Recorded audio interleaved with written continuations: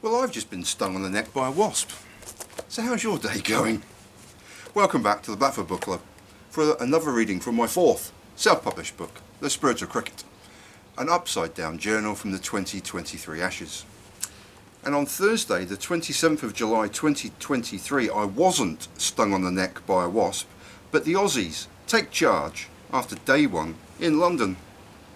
England 283 all out, Australia 61 for 1, trail by 222 runs. Prologue, Scurrilous Rumours. After calling tails for the fifth consecutive time, Australian captain Pat Cummins finally called the pre-game coin toss correctly and had no hesitation whatsoever in asking England to bat first.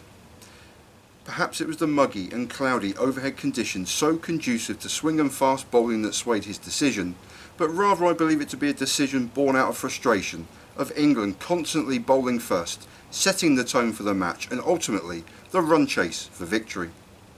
Surprisingly, there was only one team change from the washed out draw of Old Trafford last week, with Aussie spin bowler Todd Murphy replacing the all-round talents of Cameron Green, whilst England remained unchanged for a game and a test match. Everyone is desperate not to label the game the dead rubber. It clearly is.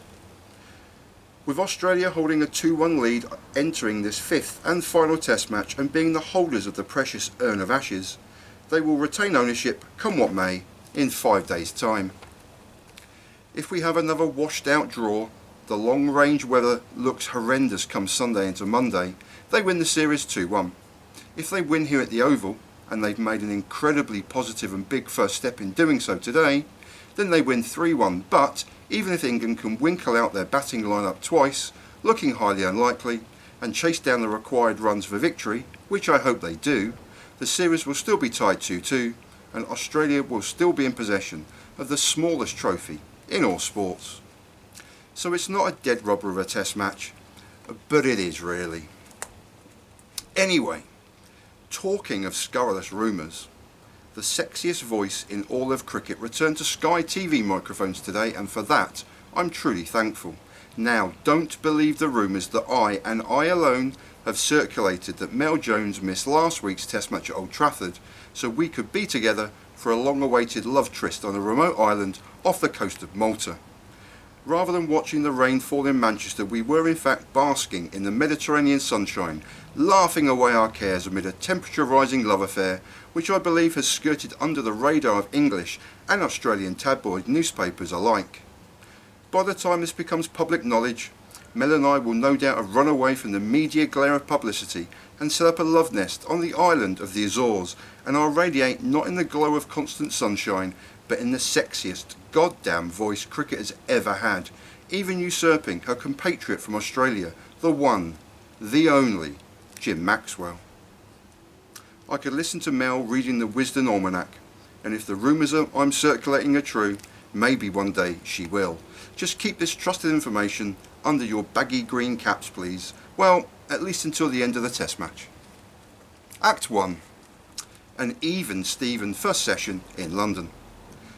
For the first hour this morning, England openers Zach Crawley and Ben Duckett made light work of the gloomy, darkened overhead skies and were solidly approaching the mid-session drinks break unbeaten in a partnership of 62.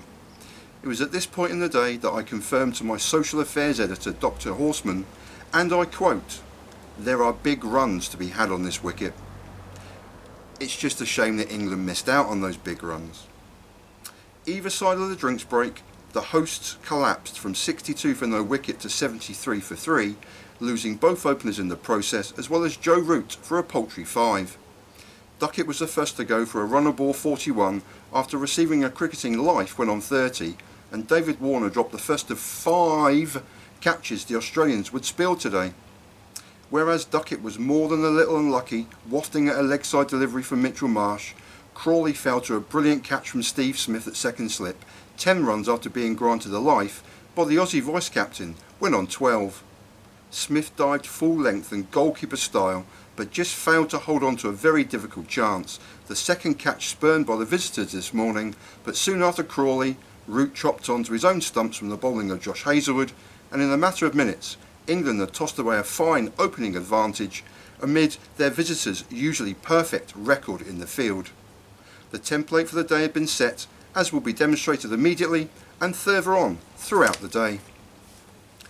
From 73 for 3, Harry Brook dominated a 58-run partnership with Moeen Ali that saw England reach the lunch break on 131 for 3, with Brook himself on 48 not out from just 41 balls received, one of which was tamely edged into the glove hands of a sprawling Alex Carey behind the stumps, only for the Aussie wicketkeeper to spill the easiest of regulation catches.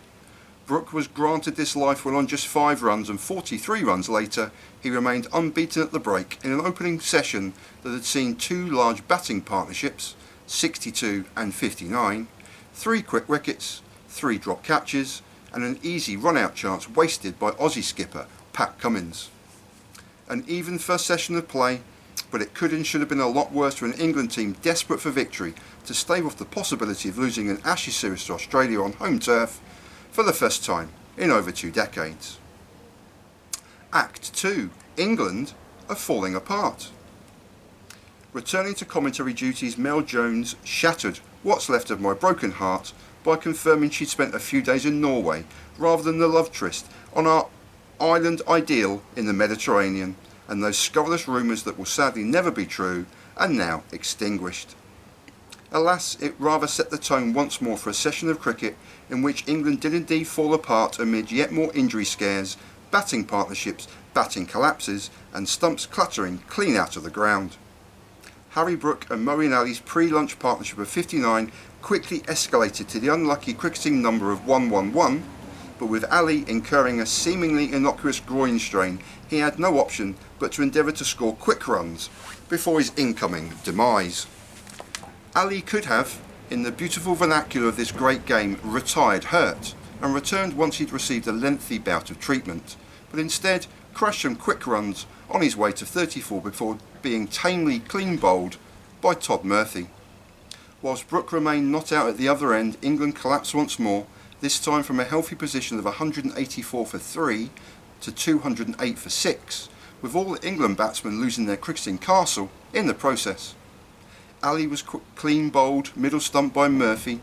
9 runs later, Captain Stokes had his off stump smashed from the ground by a brilliant delivery from Mitchell Starc, before just 15 runs later, Johnny Bairstow chopped on in the exact same manner as his Yorkshire teammate, Joe Root.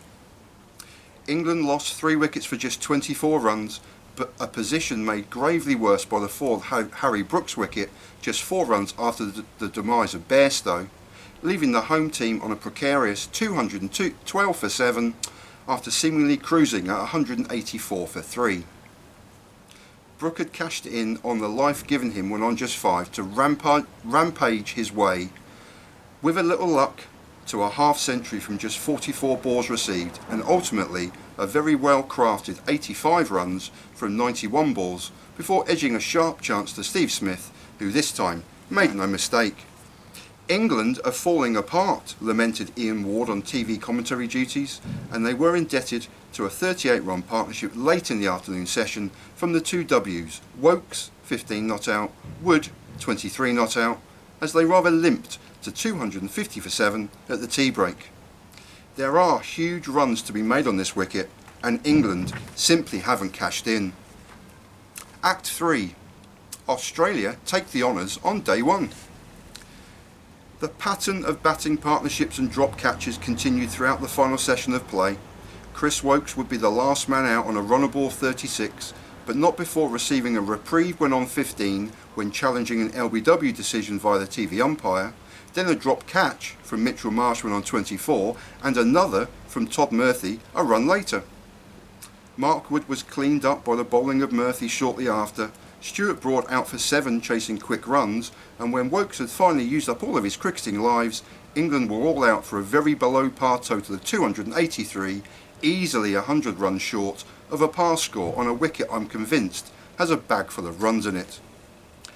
With an hour and 40 minutes to bat until the close of play, Aussie openers Usman Khawaja and David Warner easily saw off the opening attacking salvo of Stuart Broad and Jimmy Anderson, brilliantly described by Mel Jones as the Benjamin Button of cricket, to coast their way to an opening partnership of 49 before Warner, having yet again completed the hard yards of getting himself in and getting himself set, nicked a sharp chance from the bowling of Chris Wokes, which Zach Crawley snaffled at second slip.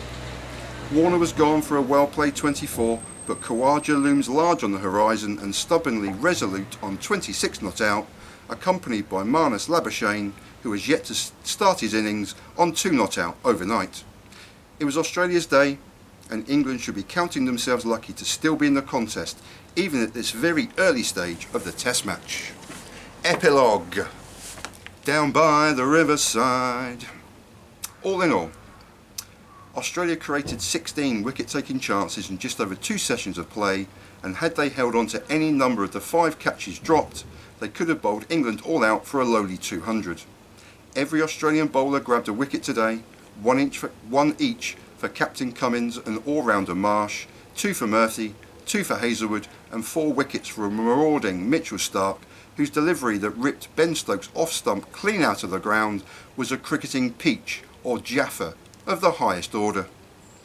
England meanwhile looked rock solid twice until 2 batting collapses ripped the guts out of a first innings display, hanging on the brilliance of youth in Harry Brook and the dogged, bloody-minded determination of veterans Wokes and Wood. 283 all out doesn't look anywhere near enough on this wicket, but time as ever will tell. What tomorrow in particular will tell is whether or not England have the firepower to bowl Australia all out once, let alone twice, a prospect I deem highly doubtful with the loss to injury of Moeen Ali and the ineffective, though may the cricketing gods bless his genius, James Anderson.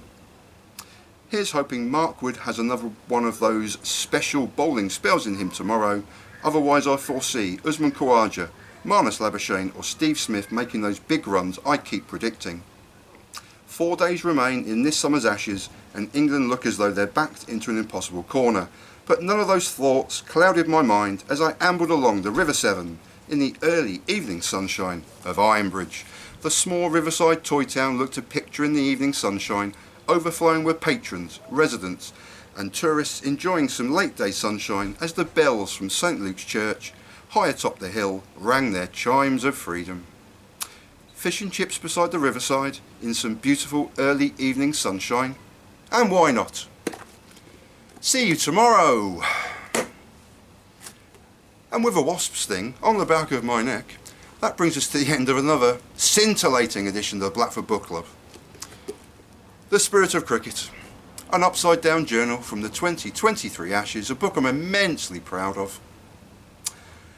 And I now will leave you with a wasp sting, and in peace, and in solidarity. And thank you so much for watching.